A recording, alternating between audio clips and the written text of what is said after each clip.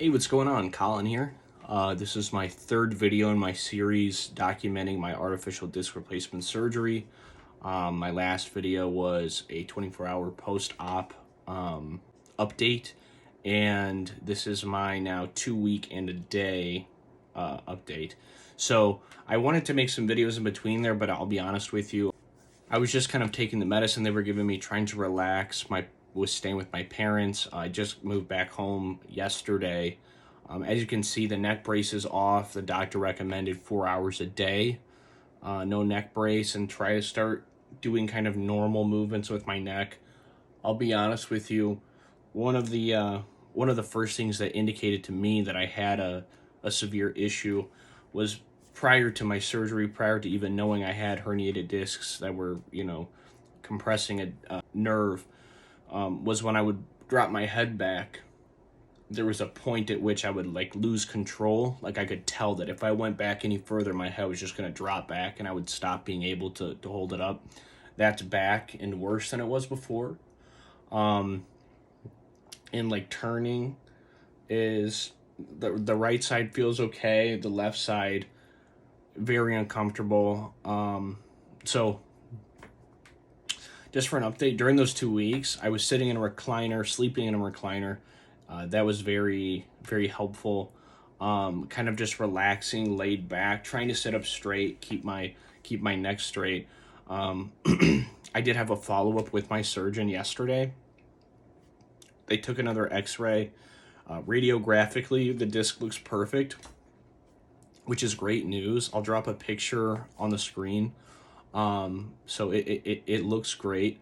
I'll be honest, the pain, now that I'm back home and not in a recliner, but sitting in my computer chair here, and, laying down at parts of the day, but mainly just sitting up, supporting myself, the shoulder pain is really something to behold. I'm in a lot of pain, especially on this left side, which, as I've described before, the left side has been the main issue throughout this whole process. Just a lot of shoulder and neck soreness, but especially that back shoulder blade, which was my biggest complaint before. That is way worse. It hurts very bad, but he said that it's normal and it's just going to take time for that nerve to heal, which I know, and I've read, when I was reading studies of how this could go. But so he said, everything's kind of par for the course. I mean, as far as the results, it could be better right now, but it's not uncommon to be experiencing what I am. Let's take a quick look at the scar here. They just yesterday at that follow-up appointment, they just removed the tape. There was some tape on top of the sutures. It looks like the sutures have dissolved or whatever. So, I mean, it looks good. I am still, like I said, wearing the collar, getting used to moving my neck around. Even when I have the collar on, I'm still turning my head. He said to start getting used to that movement again. And like I said, right side, full range of motion. Left side, kind of, I can get there, but it starts to hurt about 80% of the way. I can get that last 20, but it hurts a little bit. Looking down, I can go all the way, no problem, no pain at all. Looking back, I can go about, honestly, 50% of the way, before I get to that point where my head's going to drop back, if I continue to go. So that's kind of where I'm at as far as progress goes. This video is going to be a little bit shorter just because, it's a brief update.